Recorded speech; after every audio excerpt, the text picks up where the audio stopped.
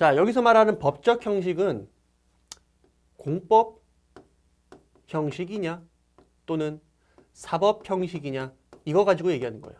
공법 형식이냐 사법 형식이냐. 자, 공법이라는 게 뭡니까? 행정과 국민과의 관계를 규율하는 게 바로 공법이죠. 대표적인 게 행정법 아니겠습니까? 맞습니까?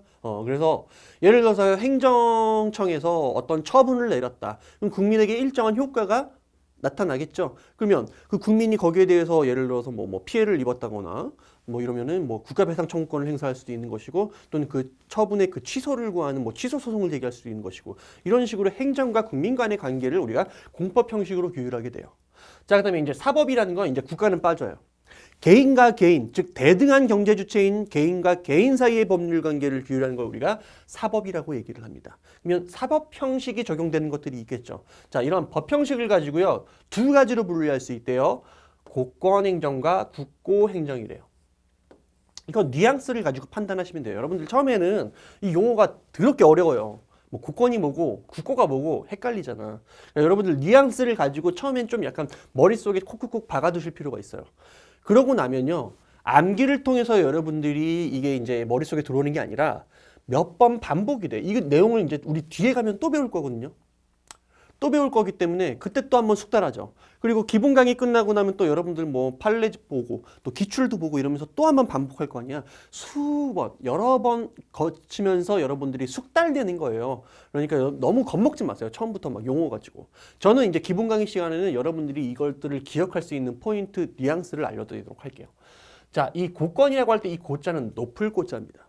그리고 이 권자는 권력이에요. 높은 권력을 어떤 수반하는 행정을 얘기하는 것인데, 자, 그렇다면 얘는 법적 형식이 공법이겠어요? 사법이겠어요? 찍어보세요. 찍어도 당연히 공법이겠죠. 그래서 이 형식은 공법 형식이 지배를 받는다. 이렇게 판단하시면 되는 것이고, 자, 국고행정이라고 할 때 이 고는 창고를 얘기하는 거예요. 창고. 국고. 뭐 국고가 바닥났다 막 이런 얘기 들어봤잖아요. 맞습니까? 자, 그런 식으로 우리가 어떤 그 어감, 뉘앙스를 가지고 판단한다면 이거는 사법 형식일 거예요. 에이? 아직 납득이 안 되는데요. 그럼 의의를 말씀드릴게요. 자, 국고행정이라는 거는 국가가 행하는 행정이긴 한데, 문제는 개인과 개인 간의 법률 관계를 규율하는 사법 형식과 거의 다르지 않을 때 이 국고행정이라고 얘기를 해요.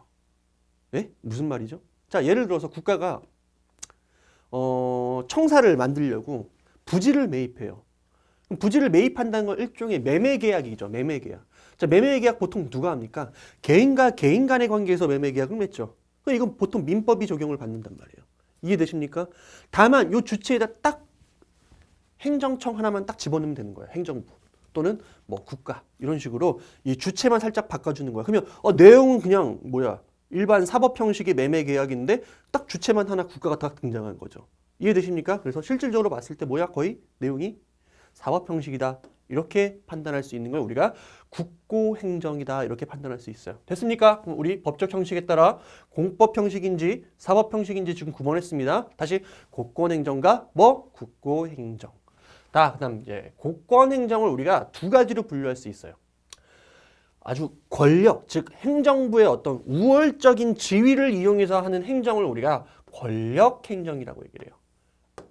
당연히 고권과 권력 이거 뭔가 좀 연결되지 않습니까? 여러분들 뉘앙스가 맞습니까? 그래서 우리가 오리지널 고권행정이라고 얘기를 하면은 우리가 권력행정을 얘기하는 거예요. 그래서 일종의 이게 협의의 고권행정이 되겠죠. 이해되십니까? 자, 그 다음에 관리행정이라는 거, 요 용어가 조금 어려워요. 관리행정. 글씨가 잘 안 보이네요. 자, 이 관리행정이라는 게 내용이 좀 어려운데, 이 관리라는 건 예를 들어서 국가도 일정한 어떤 뭐 재산들을 가지고 있을 거 아니에요. 그럼 그 재산들을 어떻게 해야 돼요? 뭐 관리하고 막 이래야 되잖아. 그럼 관리는 포인트는 그거야. 국가가 갖고 있는 걸 뭔가를 관리하는 거야.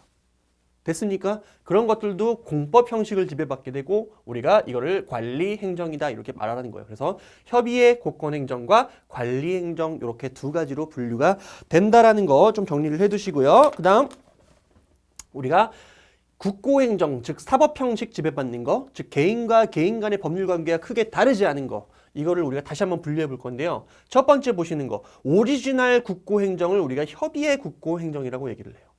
협의의 국고행정. 자, 협의의 국고행정이라는 건 예를 들어서 이런 거죠. 조달행정이라든지 영리 목적으로 국가가 예를 들어서 뭐 이 공기업이라든지 이런 거를 통해서 수익을 창출하는 거 있죠. 자, 그런 것들 전부 다 영리 또는 조달 전부 다 협의의 국고행정이 됩니다. 결국엔 사법 형식이 지배받잖아. 개인과 개인 간의 법률 관계 거의 크게 다르지 않잖아요. 맞습니까? 아까 조달행정도 어땠어요? 뭐 물건 사는 거잖아요. 됐습니까? 자, 이런 것들. 그다음에 행정사법의 문제인데 이 행정사법은 사실상 상당히 어려운 개념이에요. 왜냐하면 관리행정과도 좀 유사하고 협의의 국고행정과도 좀 상당히 유사한 거거든요. 그래서 이 행정사법은 사실상 분류가 지금 단계에선 여러분들이 딱 명확하게 알기는 어려워요. 머릿속으로 기억을 해주세요. 뭐냐면 무늬만 사법 형식. 뭐라고요? 무늬만 사법 형식인 거. 그럼 나중에 우리가 행정사법에 대한 내용들을 정확하게 좀 익혀줄 거예요. 그럼 머릿속에 다시 무늬는 사법 형식이다. 다 기억을 해주세요.